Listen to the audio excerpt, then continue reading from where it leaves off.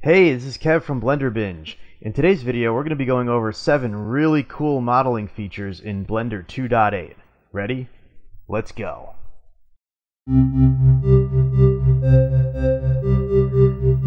Now, if you haven't watched the previous few Blender 2.8 videos I've done, I recommend watching those. But if you haven't, that's cool. I just want to show you Blender 2.8 now, at least in this alpha build, has given us these cool tabs that correspond to different things that we would want to do inside of Blender. So layout, modeling, sculpting, editing, or UV editing, texture paint, shading, so on and so forth. And all the workspaces change as you hit these tabs, and it gives you the windows that you would need to work with in order to do that part of the workflow. Okay, so in this one we're going to be focusing on modeling, and I want to show you some really cool things. So, number 1, I want to show you the transform tool. This is awesome. This kind of works in layout or almost anywhere you are, but layout and modeling specifically, where you can now go in, and if you hit spacebar, you'll see that you get this menu that comes up. Okay, number 3. If you hit 3 now, or you just click this button, you get this transform tool.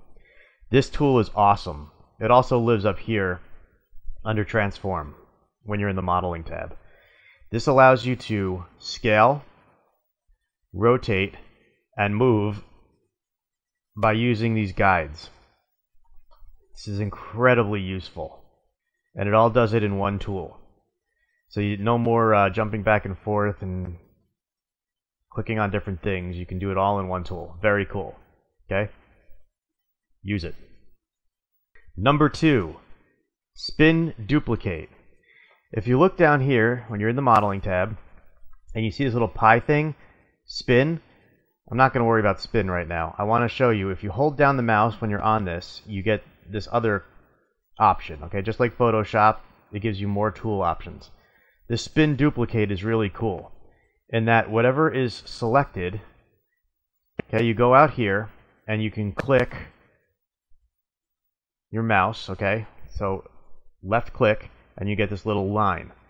If you click on these little plus things and you drag, you now duplicate based on where your mouse is. And then down here in this little menu that comes up, you can change how many steps you want to duplicate. Really easy to make quick duplication. Okay, you can change your axis of duplication.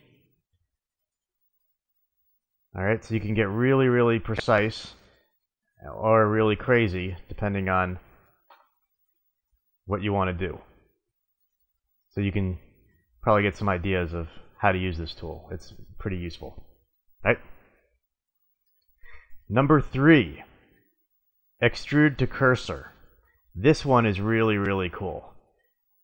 So if I were to go and select, I'm gonna hit Alt A to deselect, and then I'm just gonna go in and select one of these faces. Okay, so I go to this little face select, or I hit 3 on the keyboard, and I can go in and just right click and select faces.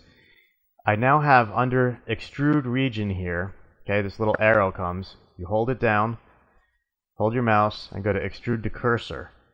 You can now, wherever you are, where you click, you can just keep clicking and extrude. And wherever you move your mouse, it's going to extrude and rotate to wherever your mouse is. So I think you can kind of start getting ideas of what you might use this for. Probably not this, but I'm sure you have ideas. Number 4, offset edge loop cut.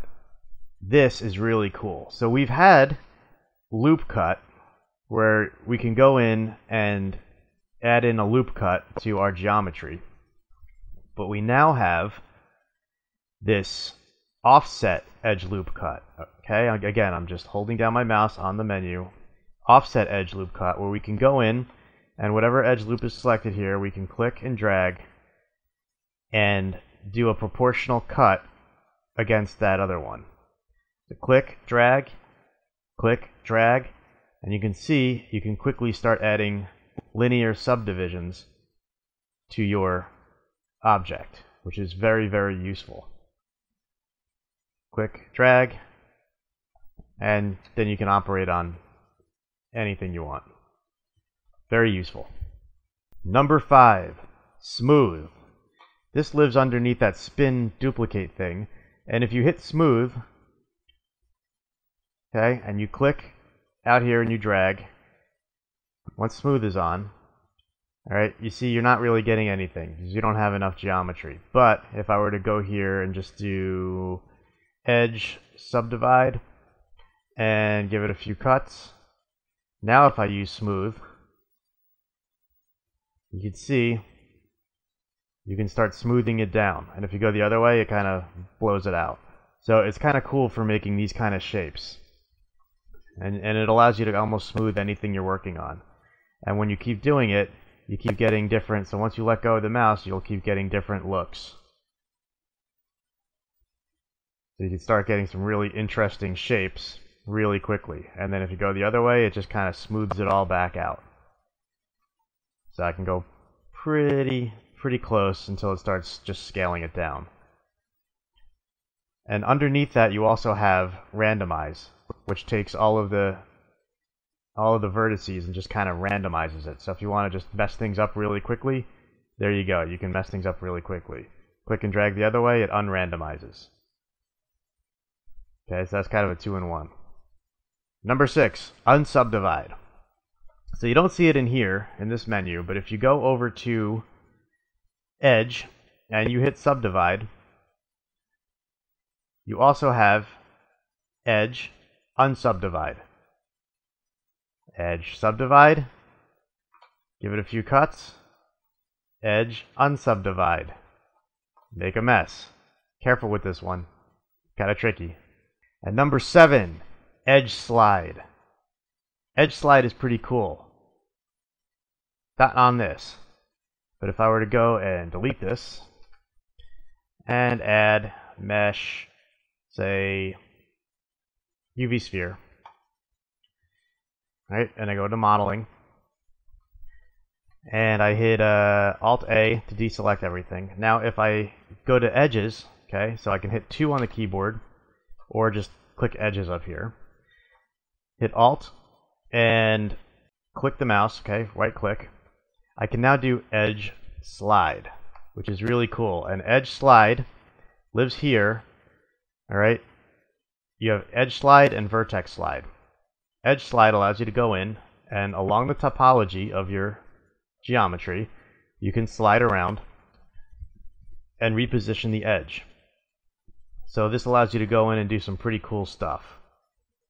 Alright, and it'll stay on, so you can just Alt, right click, drag, Alt, right click, drag, Alt, right click, drag, and you can see that you can start using this to do some really interesting things. Okay, same with this. You can move the edge around, all right, and it stays on the topology. So the more geometry you have, the more it'll stay kind of within form. But you can use this to start making some pretty interesting looking shapes. And with that, I say go in, dive into 2.8. It's really cool. Play around. Hopefully this will be the final, or very close to the final build, and this video shouldn't change too much. But if it does, I will do another video showing you where this stuff changed. So make sure you hit that like button, subscribe, hit that little bell notification, and when things change, you'll be the first to know that I put up another video. Alright? Thanks. Bye.